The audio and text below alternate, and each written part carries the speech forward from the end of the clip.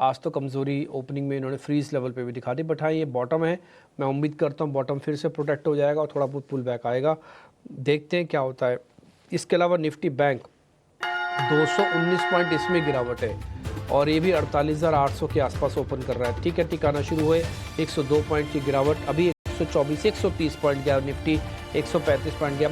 साफ देखने से लग रहा है कि ये आपके मार्जिन ट्रिगर्स हो रहे हैं। साफ कोई बच्चा भी देख के बता देगा, जिसको डीलिंग रूम का थोड़ा भी आइडिया है ना, तो देख के स्क्रीन बता देगा कि कैसे आपके स्टॉप लॉसेस हिट हुए, कैसे मार्जिन कॉल्स हिट हो रही हैं। सुबह सुबह आगे लोग माल बेच रहे हैं अपना, उनके क्योंकि पैनिक लगे हुए हैं, एक लेवल तक ही वो झेल सकते हैं, उसके बाद मार्केट में तोड़ फोड़ उनको आके करनी होती है, उनको माल बेचना है। साफ देख के स्क्रीन कोई बता देगा, तो इसमें कोई बड़ी बात ही नहीं है।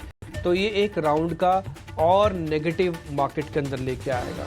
आपके पास कैपेसिटी थी सिर्फ इतना ही झेलने की और आपकी वो कैपेसिटी श्रिंक हो गई है। 150 पॉइंट 300 पॉइंट बैंक निफ्टी नीचे जा चुका है और इसने 48,800 के लेवल को भी ब्रेक कर दिया उसके नीचे, और 22,800 निफ्टी का ब्रेक हो चुका है। ये दोनों लेवल टिकर टीम से रिक्वेस्ट करूंगा जरा डालें नीचे कि 22,800 और 48,800 दोनों के दोनों लेवल्स ब्रेक हुए हैं। इंडिया विक्स देखते देखते 6% ऊपर है, हालांकि थोड़ा इसको सेटल हो जाने देते हैं इंडिया विक्स को। बट क्या हो रहा है मार्केट में, ऑलरेडी इतना 200 पॉइंट और चले गए निफ्टी के अंदर खुलते ही, ना कोई ट्रिगर ना कोई पॉइंट। भैया सी क्या गिफ्ट निफ्टी डाउन भी था, तो 119 पॉइंट डाउन था क्या? वो तो 19 पॉइंट था। सुबह जिस समय ओपनिंग में हम बैठे उसमें 19 पॉइंट डाउन था। 119 पॉइंट आपने खोला, उसको ड्रैग करके 200 पॉइंट ले आए आप, 400 पॉइंट बैंक निफ्टी चला गया। HDFC करीब 7%, रिलायंस करीब 10 रुपये नीचे, ये सब है। अब आपको एक और चीज़ बताता हूँ, ये आप जो प्रेशर आ रहा है एक्चुअली में, ये कहाँ से आ रहा है जरा ये भी नोटिस कर लेना। वो भी जरा मैं आप 1 मिनट लगेगा मेरे को, यस मैं आपको दिखाता हूँ स्क्रीन से। वहाँ पे सबसे ज़्यादा जो प्रेशर है वो आ रहा है M&M से, रिलायंस से, HDFC से, L&T से, इन्फोसिस से, ICICI बैंक से। क्या इनमें जो भी मैं नाम ले रहा हूँ, TCS से, SBI से, क्या इन सब में आपको सुन के नहीं लगता कि ये सब FIs के काउंटर हैं?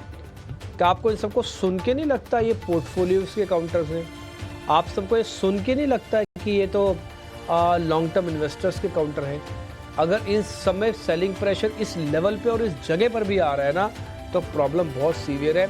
या तो कोई इंस्टीट्यूशनल बेच रहा है, या तो रिटेलर्स का भी मनोबल टूट रहा है, या तो होम फैमिली वाले अकाउंट्स जा रहे हैं जिसको प्रो अकाउंट्स कहते हैं टिपिकली, DIs का भी ट्रिगर हो सकता है, कुछ तो होगा ना। तो मार्केट के अंदर इस तरीके से सेलिंग का प्रेशर आता है। बट थोड़ा सा ध्यान रख के काम कीजिए, आप एकदम से ना उस साइड भी मत होना और एकदम से डिप्रेस भी मत होना।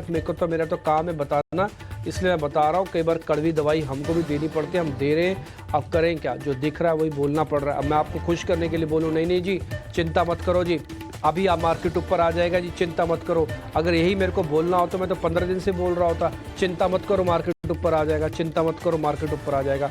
ऐसा कुछ नहीं होगा बॉस, जब तक FIs नहीं आएगा ऊपर। आप चाहे कितना ही तीर्थ बज लिया, जो मर्जी आपको डमरू बजा लीजिए मार्केट के अंदर, और जितना ऊपर नीचे करना जो करना कर लो। तो मार्केट का अपना एक रिदम है, अपना एक प्ले है, जब तक वो फुलफिल नहीं होगा, बाजार अपने लेवल से ठीक नहीं होगा। ये चीज़ आप अच्छे से समझ लीजिएगा। और गिरते हुए बाजार में प्लस कर लेना चाहिए, गिरते हुए बाजार में प्लस करना चाहिए। इस थीम में भी थोड़ा सा ध्यान रखिएगा। गिरते हुए बाजार में प्लस तो कर रहे हो, कितना प्लस करोगे? और फिर आपको मार्जिन भी मेंटेन करना है, तो लीवरेज ये मैं बोलूँगा एक्चुअली में मार्केट गिर नहीं रहा, ये बहुत सारे लेसन्स दे रहा है आपको। हम तेज़ी के बाजार पिछले 3 साल से देख के आए ना, तो इस तरह के जो नए प्लेयर्स आए या जिनका थोड़ा कम एक्सपीरियंस था गिरावट देखने का, उनके लिए लेसन्स है ये मार्केट के, जो मार्केट इस समय आपको पढ़ा रहा है। फाइनली ठीक है, एक दिन ऊपर जाएगा, कब जाएगा, कैसे जाएगा, किस रूप में जाएगा, वो एक अलग बात है, लेकिन ये लेसन्स हैं कि आपको ओवर लिवरेज नहीं होना, आपको अच्छे शेयर्स चुनना है। मैं कल एक रिपोर्ट देख रहा था कि मिड कैप के तो कई ऐसे स्टॉक्स हैं और वैल्यूएबल स्टॉक्स, मतलब जिनका मैं नाम मैं बोलूँ तो आप बोलोगे हाँ ये तो सुना हुआ है, ये तो बहुत अच्छी कंपनी है। उस कंपनी के स्टॉक भी 60% गए हुए हैं, 60% मार्केट कैपिटल उड़ा हुआ है उनका। आप आज यही काम करो, मैं भी कोशिश करूँगा एक लिस्ट निकाल के अपने ट्विटर हैंडल वगैरह पे डाल दूंगा, या फिर मैं अगले शो में आपको बता दूंगा कि भाई ये कुछ मिड कैप की कैटेगरी के बढ़िया स्टॉक्स हैं जिनकी बैलेंस शीट ठीक है बट 60% डाउन है। देख तो लो, जान तो लो, पता तो करो, ठीक है जी। तो ये सब चीज़ आपकी स्क्रीन पर आ रही है, जरा लेके आइएगा जरा निफ्टी के काउंटर्स वगैरह, पहले बड़े काउंटर्स जरा स्क्रीन पे दिखा दीजिए, उन्हीं की वजह से प्रॉब्लम ज़्यादा हो रही है। करीब 125 पॉइंट की गिरावट है। इंडिया विक्स अभी भी 6% ऊपर है, 16 के आसपास इंडिया विक्स आ गया। ये आपने देखा जो मैंने सुबह आपको बताया था कि साफ पता लग रहा है कि किसी का ट्रिगर हुआ, किसी ने बास्केट छोड़ी है या किसी ने माल छोड़ा, अपना काटा है। माल छूटते ही एक बॉटम बना और बॉटम के बाद बाजार थोड़ा सा ऊपर आने की कोशिश कर रहा है। साफ देख के कोई बता देगा, थोड़ा भी टिपिकली भी ब्रोकिंग का काम किया होगा ना, डीलिंग में बैठा होगा, उसको देख के समझ में आएगी बात।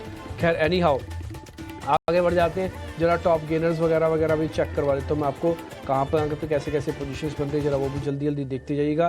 प्रोड्यूसर साहब फायर करते जाना, लूजर्स गेनर्स वगैरह। बड़े शेयरों में सन फार्मा 0.5% ऊपर। सन फार्मा की मैनेजमेंट हमारे साथ आई थी GBS के इवेंट में, ग्लोबल बिजनेस समिट में।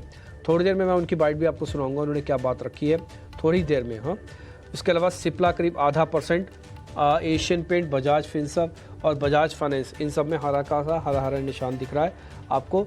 लेकिन देख के ट्रेड लेना, अगर आपके पास पैसे नहीं है तो कोई ज़रा दिमाग मत लगाओ, इधर उधर से कुछ मत करो, आराम से शांति से बैठे रहो। M&M 4% नीचे, Tata steel, BEL, HDFC life, ये कुछ एक गिरने वाले काउंटर्स हैं जहाँ पर 1.5 से 2% तक की गिरावट है। और शेयर्स पे आएंगे तो पेटीएम थोड़ा ठीक हुआ, इनकी भी टॉप मैनेजमेंट हमारे पास आई थी, विजय शेखर शर्मा, उनकी भी कोशिश करेंगे, बाइट अभी आपको सुना देंगे। आज पेटीएम थोड़ा ऊपर है और जुबिलेंट फूडवर्क 1% ऊपर है। पूना वाला फिनकॉप भी करीब थोड़ा सा बढ़कर कामकाज कर रहा है।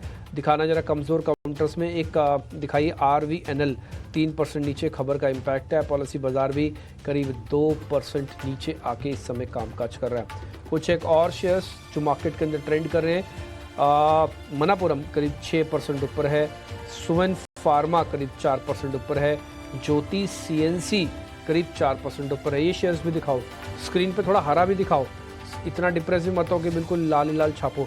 जो मैं बोल रहा हूँ शेयर फटाफट से दिखाते जाना। हाँ, ग्लेक्सो भी दिखाना एक बार जरा, ग्लेक्सो के नाम से एक शेयर होगा, जरा वो भी दिखाना। मन्नापुरम एक बार जरा दिखाओ तो, एस्ट्राजेनिका दिखा देना, ज्योति CNC दिखाओ, ये कुछ एक शेयर्स भी दिखाओ स्क्रीन पे। ये भी मार्केट के इतर हट के, यानी कि इससे थोड़ा हट के काम कर रहे हैं। रिडिंगटन ने आज साल का खुलते हाई भी टेस्ट किया है, ये बात भी आपको नोटिस होनी चाहिए। हालांकि मैंने कुछ एक और शेयर्स भी ढूंढ लिए आपके लिए, जैसे KEC इंटरनेशनल है ना, ये पीरामल फार्मा के नाम से जुड़ी हुई कंपनी है, दिखाओ वो भी।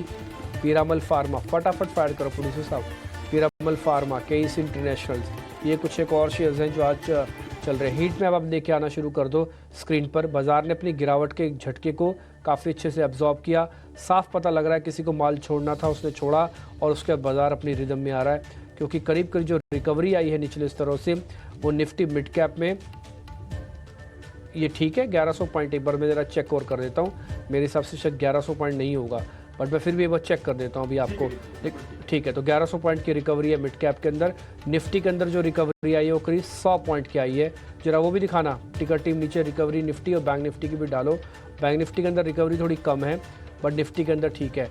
7% का इंडिया विक्स जो आपको बता रहा है, वो ये बता रहा है कि अभी भी ये वॉलिटिलिटी, उतार चढ़ाव, स्पीड से ऊपर नीचे होना, ये मार्केट के अंदर बना रहेगा। मैंने सुबह आपको एक बार ओपन इंटरेस्ट भी दिखवाया था और उसके पीछे की लॉजिक भी बताया था कि क्यों मार्केट ऐसे ऊपर नीचे करता है, क्योंकि शैलो मार्केट, खोखला मार्केट है। आधा गिलास ही सिर्फ पानी का भरा हुआ है, वो रिटेलर्स और DI से भरा हुआ है।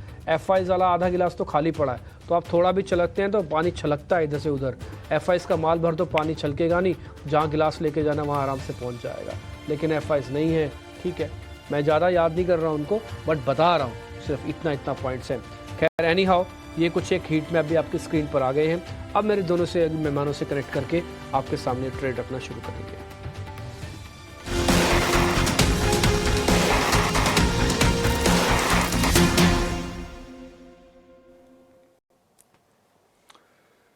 तो बाजार ने शुरुआती झटका दिया और उसके बाद रिकवरी की कोशिश। देखिए क्या है ना कि बाजार चल नहीं रहा है, लेकिन ये लोअर लेवल से थोड़ी सी जो रिकवरी आई है ना, मतलब ये लग रहा है कि यही राहत है। हालांकि राहत नहीं है, बाजार अभी भी आप देखेंगे तो 9वें सत्र में कमजोर है, लेकिन क्या करें, मार्केट ऐसा है। निफ्टी बैंक आप देखेंगे तो करीब 200 अंक नीचे है, निफ्टी की जो गिरावट है आपको 85 अंक नीचे दिखेगी। लेकिन अगर आप प्री ओपन के लेवल से देखेंगे, जहां पर गिफ्ट निफ्टी जो दिखा रहा था 20-22 अंकों की कमजोरी, उसके हिसाब से तो काफी ज्यादा कमजोर है, 90 अंकों के आसपास की कमजोरी। फिर से डिफेंसिव्स की तरफ थोड़ा सा टिल्ट है। सन फार्मा, सिप्ला जैसे शेयर आपको दिखेंगे आज निफ्टी के गेनर्स की लिस्ट में। लेकिन हमारे एक्सपर्ट्स तैयार हैं आपको ओपनिंग के सौदे बताने के लिए। शिवांगी, शुरुआत आपसे करेंगे, बताइए क्या नोटिस किया बाजार में आपने, कहाँ ट्रेड आपको मिला? जी बिल्कुल, एसबीआई कार्ड पे मेरी नज़र है। स्टॉक जो है आज ओपनिंग के बाद भी काफ़ी अच्छी तरह से होल्ड करते हुए नज़र आ रहा है और वीक ऑन वीक बेसिस में हमने देखा है कि इस स्टॉक में पिछले 7 हफ्तों से यहाँ पे बाइंग और हायर टॉप्स बनते हुए दिख रहे हैं, तो काफ़ी स्ट्रॉन्ग काउंटर है ऐसे बाजार में भी। पिछले हफ्ते हमने काफ़ी सिग्निफिकेंट वॉल्यूम्स देखे हैं इस काउंटर में जो कि कन्फर्म कर रहे हैं इस प्राइस सर्ज को। तो यहाँ पे एसबीआई कार्ड पे खरीदारी की सलाह है 900 के टारगेट्स के लिए और 850 के एक स्टॉप लॉस के साथ।